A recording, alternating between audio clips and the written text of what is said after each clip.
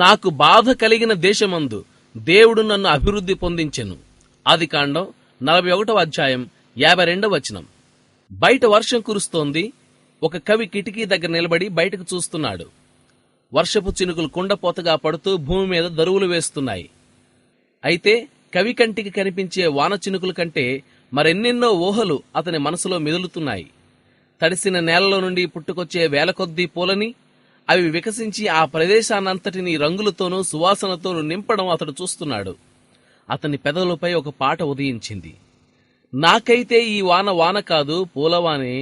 పడుతున్న ప్రతి చినుకులో, కమ్ముతున్న ప్రతి మబ్బులో కొండల్ని కప్పే పూల పయ్యదనే చూశాను, ధారగా పడుతున్న గులాబీలనే చూశాను.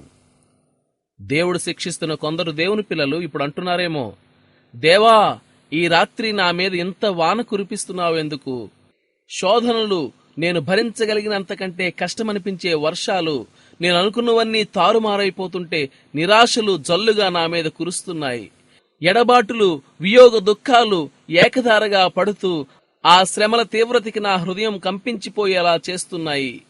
బాధల వాన చినుకులు నా ఆత్మపై చాలా జోరుగా కురుస్తున్నాయి.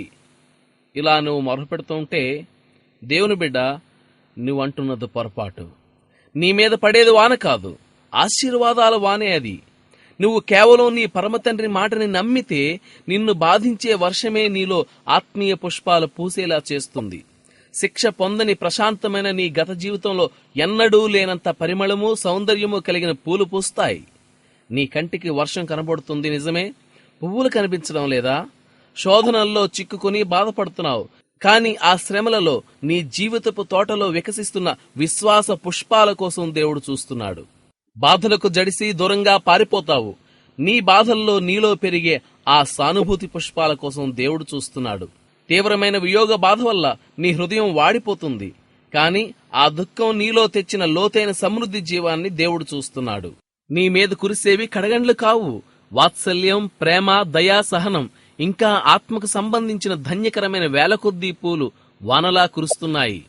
ఇహలోకంలోని మరి ఏ స్థితిగతులు, సౌకర్యాలు ఇవ్వలేనంత ఆత్మీయ సంపదను నీ అంతరంగానికి చేకూర్చి పెడుతున్నాయి.